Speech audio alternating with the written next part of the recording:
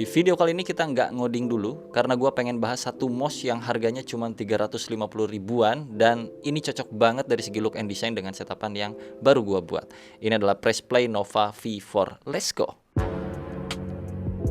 Sebelum lebih jauh, gua mau disclaimer dulu, gua gak begitu mengerti seputaran dunia mouse ataupun bahkan dunia keyboard. Gue cuman hobi doang sama bentukan-bentukan yang dibikin sama produk-produk lokal kayak Noir, Pressplay, dan lain-lain. Nah, di sini gua beli Pressplay Nova V4 di harga 350 ribuan, dan gua bakal sharing ke kalian semuanya kenapa gua malah beli mouse ini untuk setapan yang gua punya. Sebenarnya pas gua cari mouse wireless di Tokopedia, itu muncul banyak ragam gitu loh, nggak cuman Pressplay Nova V4 doang. Ada Noir M1 Lite yang harganya mirip-mirip juga, dan secara fitur juga kayaknya keren-keren aja sih kalau gue lihat. Tapi masalahnya di sini gue pengen nyocokin aja sama garis desain yang gue suka, yaitu nggak banyak lekukan ataupun garis tajam di desain mouse-nya. Karena kalau kita lihat ke Noir M1 Lite, itu dia punya garis tajam di ujung klikan mouse-nya. Sedangkan untuk Nova V4 itu dari segi desainnya gue sangat suka. Dia tuh bulat melengkung kayak gitu, kayak mobil-mobil vintage bentukannya. Ditambah lagi dengan di bagian bawahnya tuh ada LED yang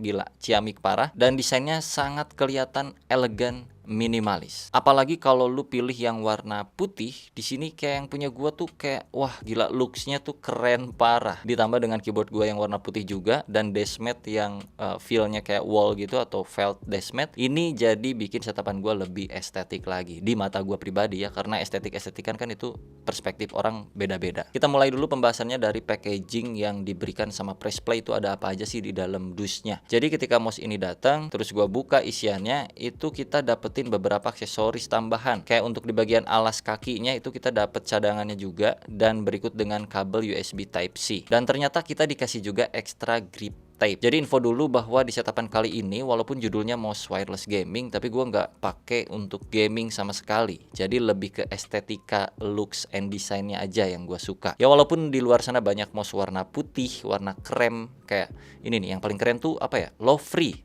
Itu mouse keren banget kayak kotak vintage, tapi harganya 1 juta lebih.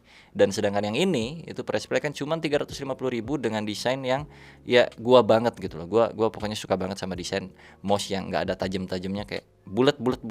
Bagian depannya kelihatan bagus dengan tombol sebanyak 7 biji, dan kalau kita balik mouse-nya di bagian belakangnya juga kelihatan estetik parah dengan tombol-tombol yang nggak begitu rumit. Di sini cuma ada 2 tombol. Walaupun ketika pertama kali mouse ini datang warna LED-nya kayak rada ganggu gitu, RGB, hijau, ungu, biru, pink semuanya keluar, gua nggak begitu suka. Dan gua langsung lihat ke dokumentasinya, ternyata ada software yang bisa kita download dan kita bisa atur-atur LED-nya. Nah, berhubung setapan gua yang di sini, meja kerja gua ini pakai MacBook alias Mac OS, berarti kan sistem operasinya. Tapi pas gua cek di websitenya si Pressplay, ya nggak ada tuh versi aplikasi untuk Mac OS. Jadi softwarenya cuman available untuk di Windows aja, dan gua kepusingan untuk ngubah LED-nya. Tapi kayaknya bisa diakalin dengan cara kita colokin si mouse-nya ke Windows dulu, terus setting di Windows. Jadi download softwarenya di PC Windows aja, colokin mouse-nya di PC Windows, setting mouse-nya di PC Windows. Yes, akhirnya berhasil, LED-nya jadi warna putih doang. Nah, di sini kan kita dikasih grip banyak banget ya,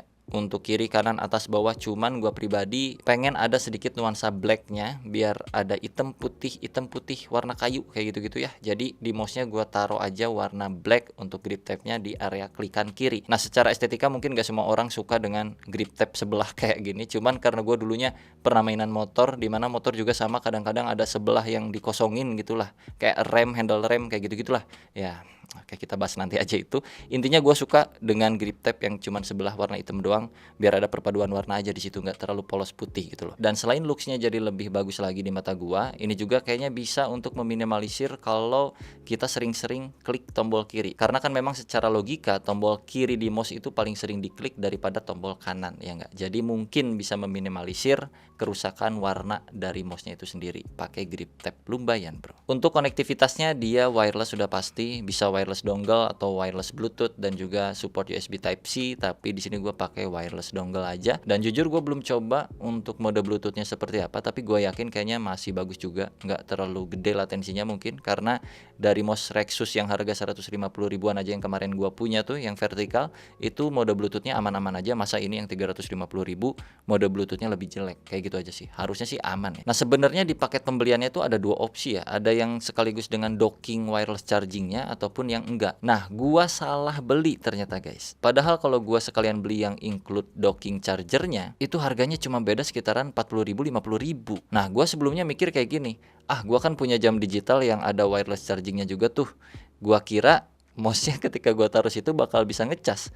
Ternyata enggak, karena di mouse-nya itu kan ada dua pin kaki yang memang diperuntukkan untuk dockingnya, untuk ngecasnya. Dan saking gua nggak ngertinya dunia mouse, gua kira wireless charging mouse itu bisa support juga ke wireless charging yang biasa HP pakai.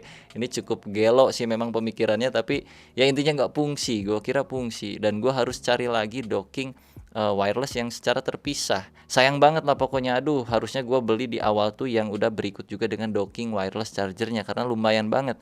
Tapi walaupun kayak gitu, kita tetap bisa cas via USB Type-C sih, aman-aman aja. Karena nggak selamanya mouse kita cas juga sih, ya kan. Tapi ya kan keren juga di meja ada kayak dockingan kayak gitu. Kalau udah beres pakai tinggal taruh situ, plek, lebih rapih, beh. Oke, dan sekarang kita bicara ke poin yang cukup penting untuk kebutuhan gua di setup gua kali ini, karena gua pakai deskmat yang rada beda, nggak seperti deskmat gua sebelumnya yang mana gua pakai dari brand Noir, Pressplay itu gua pernah pakai juga, Fantech. Itu kan kayak mousepad atau deskmat yang gaming-gaming gitu ya. Nah, sekarang mah gua karena setapan ini fokus di productivity, jadi gua ganti deskmatnya pakai yang modelan kayak wall gitu, atau disebutnya felt deskmat kalau nggak salah. Dan ini kayak rada keset kan seharusnya, karena bahannya sangat berbeda seperti deskmat pada umumnya. Tapi kerennya si Pressplay Nova V4 ini ketika kita pakai di deskmat yang modelan kayak gini, itu tetap akurat, tetap enak juga di slide, dan lu bisa compare licin-licinannya kayak gimana. Kita coba lihat videonya ini. Di sini ketika gua pertama kali coba tanpa deskmatnya, di meja itu super duper licin, smooth. Kelihatannya beda banget sama mouse gua yang Logitech G304 ketika di slide di meja ini. By the way, ini meja bahannya kayu. Kayunya tuh kayu furnish apa gitu, gua rada lupa ya, tapi intinya slipnya si mouse ini seperti ini. Semoga kalian bisa lihat komparasi antara kelicinan dari alas kakinya si Logitech G304 dan juga Pressplay Nova V4. Sebenarnya yang penting bukan dari licin-licinnya kayak begitu sih, lebih ke akurasi movement mouse-nya atau kursornya, apakah sesuai atau enggak dengan pergerakan tangan kita, ya kan, kayak gitu. Nah, gua rasa untuk si Nova V4 ini gua nggak pernah ngerasain kayak ada satu move yang kacau atau yang ngaco gitu, nggak ada sih. Semuanya akurat kalau menurut gua, tanpa gua mengerti spek-speknya ya, karena gua bicara semua berdasarkan pengalaman aja, berdasarkan penggunaan gua sebagai user biasa dan sekaligus sebagai programmer. Untuk sound buttonnya itu ketika kita klik ya suaranya kurang lebih kayak gini.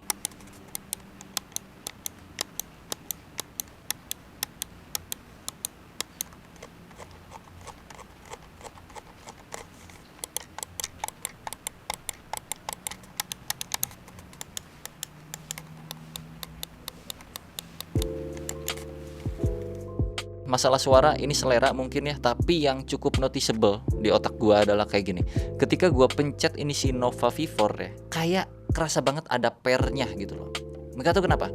Jadi pas diklik ya suaranya ya mungkin di antara mouse-mouse ini mirip-mirip lah, tapi yang paling terasa beda itu di Nova V4.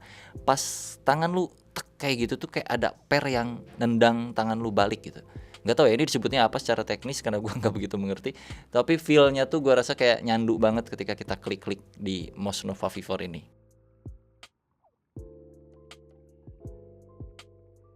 Gue coba bacain spesifikasinya sedikit, barangkali kalian butuh gitu ya. Gue sih nggak begitu peduli ya, karena dengan harga 350 ribu ya apapun itu spesifikasinya, kalau sesuai dengan apa yang gue lihat dan gue suka aja ya, kalau gue sih ya seleranya kayak gitu ya memang. Jadi secara spesifikasi sensornya itu pakai PixArt PMW3325 yang katanya sih ini sensor umum ya, di harga 300 ribuan, jadi nggak begitu flagship lah, mungkin seperti itu, koreksi kalau salah.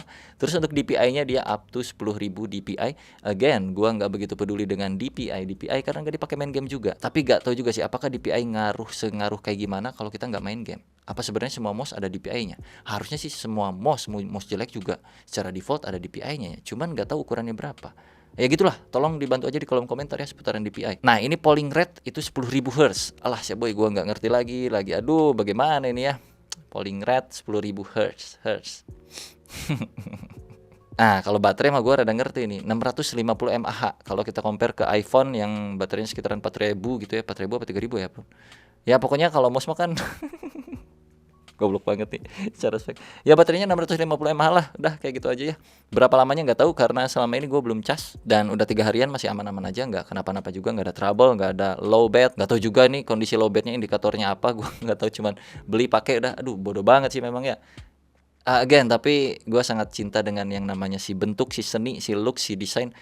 Gokil parah sih.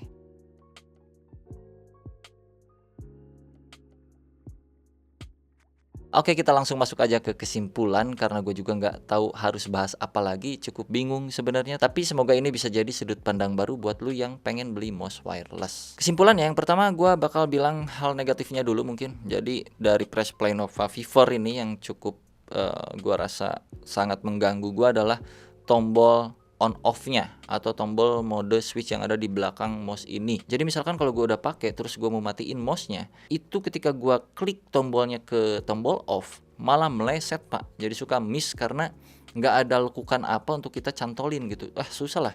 Karena memang di bagian bawah juga kalau ada lekukan kan ntar ngeganggu movementnya. Nah jadi ketika gue klik ke arah off itu malah switch ke mode yang lain, nggak diem di tengah. Tapi kalau dari off ke atas atau off ke bawah itu aman-aman aja. Cuman kalau dari atas pengen ke off, dari bawah pengen ke off, itu rada susah, malah suka kelebihan.